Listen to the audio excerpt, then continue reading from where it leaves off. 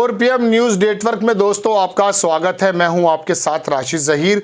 पूरे देश के गोदी मीडिया पर और मैं कहूंगा सोशल मीडिया पर भी एक खबर इतनी छाई हुई है कि कमलनाथ भाजपा में जा रहे हैं या चले गए। उनका बेटा है, जा रहा है, चला गया। इतना बड़ा इंपॉर्टेंट आदमी बना दिया गया कि मुझे लगा कमलनाथ के बारे की तो इसकी तो कुंडली निकालनी चाहिए कि ये कौन है, क्या है और इसके पीछे वजह क्या है। हमारे यूट्यूबर्स भी और हमारा गोदी मीडिया भी इसी काम पर लग गया। कमलनाथ ना गए, राहुल गांधी चले गए भाजपा में। इतना बड़ा नेता था क्या वो? 2003 से लेकर 2024 तक जो आदमी वहां पर शिवराज के साम्राज्य को टक्कर नहीं दे पाया, इत्तेफाक से सरकार मिली तो 15 महीने नहीं चला पाया, क्या is it right the person for the discuss further? करना चाहिए, इंपॉर्टेंट पर्सन है, मुझे तो नहीं लगता है।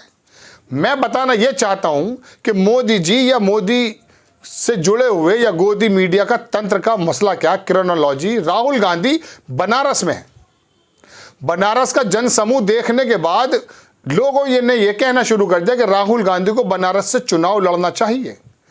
राहुल गांधी के साथ इतना जबरदस्त अपार जनसमूह था, जैसे मोदी जी जब वहां जाते हैं अपना पर्चा भरने, जिस पर्चे में उनका पत्नी का शायद नाम नहीं होता, उसको उससे ज्यादा भीड़ वहां नजर आ रही है, लोगों का ऐसा कहना है। तो राहुल गांधी की वो भीड़ नजर ना आ जाए, कमलनाथ को लाकर आपके पटल पर रख दिया। कौन है कमलनाथ भाई? ये कौन सा कमलनाथ आ गया जो बीजेपी का नाथ होने जा रहा है? इतना बड़ा नेता नहीं है मेरे दोस्तों। संजय गांधी की दोस्ती के अलावा उसके अंदर कोई भी सुर्ख आपके पर नहीं है। मैं इसके बारे में अलग बताऊंगा आपको, लेकिन पहले यह समझ लीजिए कि राहुल गांधी की इस यात्रा को धूमिल करने का गोदी तंत्र ने किस प्रकार से तरीका अपना रखा है। जिस दिन भी इस आदमी की यह यात्रा शुरू हुई, यात्रा न्याय यात्रा 2, एक वो बंबई का लड़का, देवड़ा का बेटा, फाइनेंस में अच्छी बात है उसकी, वो सुशील शिंदे, वो शिंदे साहब की उसमें चला गया है ना।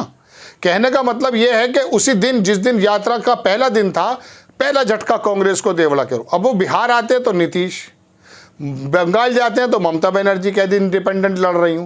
जब जब राहुल गांधी का कोई भी बड़ा काम हुआ है, किसी धमाकेदार एंट्री किसी प्रदेश में की है, वहां हुआ यूं है कि राहुल गांधी के सामने एक ऐसी खबर का आपके सामने परोस दिया गया, ब्लॉकबस्टर सुभाष घई शोमैन जैसे, और वो बिल्कुल फ्लॉप साबित होता है। तो राहुल गांधी जब बंगाल जाते हैं वहाँ ज़बरदस्त कंपोजिशन है, ममता बनर्जी खुद जो है उलझा जाती हैं उसके अंदर, उल्टी सीधी बातें भी शुरू कर देती हैं। खबर बनती है कि ममता बनर्जी ने इंडिपेंडेंट लड़ने का ऐलान कर दिया।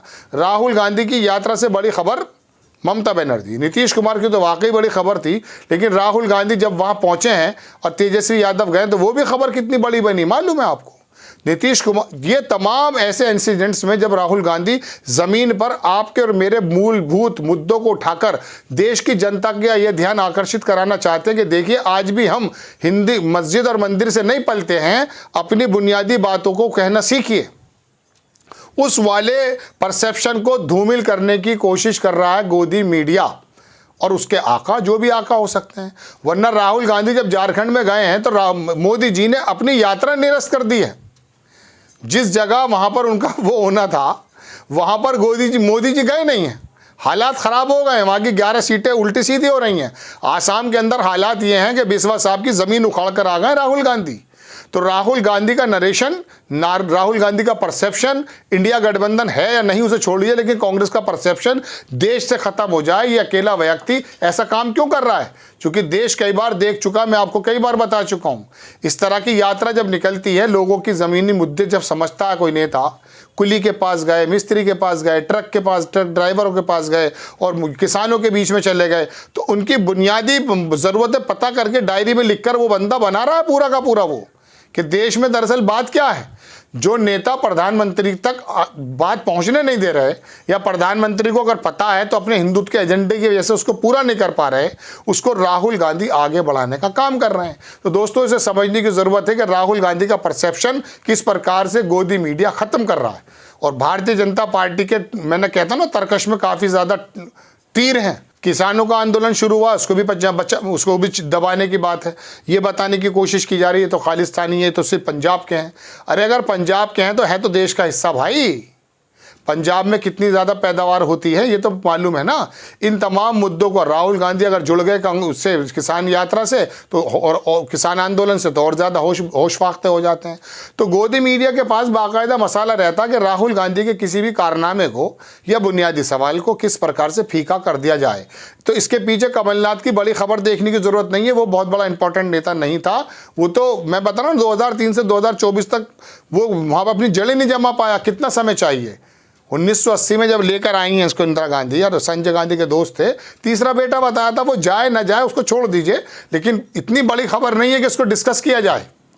डिस्कशन तो ये होगा कि देश के अंदर बुनियादी मुद्दे क्या चल रहे हैं। भाई या तो मोदी जी अपनी जो है योजनाएं बताएं, या फिर किसान और राहुल गांधी जो मुद्दे उठा रहे हैं, विपक्ष जो मुद्दे उठा रहा है उस पर बात करें। इसी से तो कुछ भला होने की उम्मीद है। लेकिन जब आप उन मुद्दों को सामने बड़ा हंगामा करके रख देंगे, भाई किसी आदमी के घर में कोई शानदार गायन चल रहा हो, गायन इन द सेंस कुछ अच्छे गायक आए हुए हों, अपने अपनी गायकी का मुजाहरा कर रहे हैं या मुशायरा चल रहा है, अब आगे बाहर 4 गधे छोड़ दीजिए आप, अब वो ढैंचू करने लगे, तो ईमानदारी से बताइए वो जो एटमॉस्फेयर है वो ख़राब होगा नहीं होगा?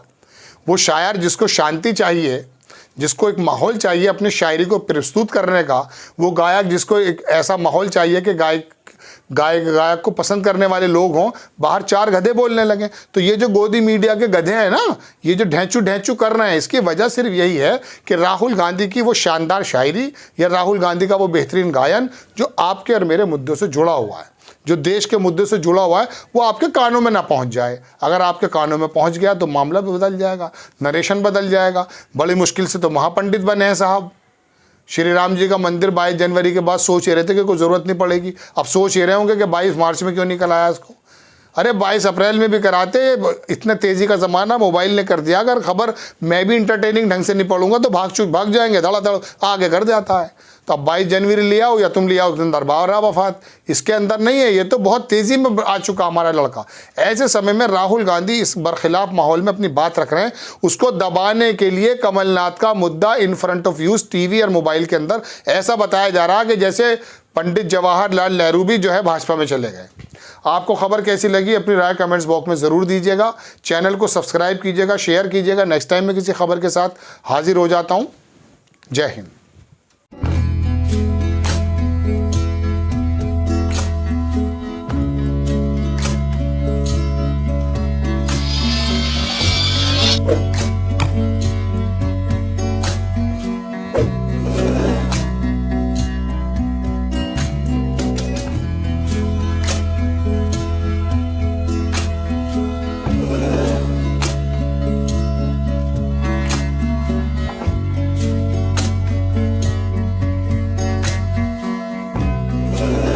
you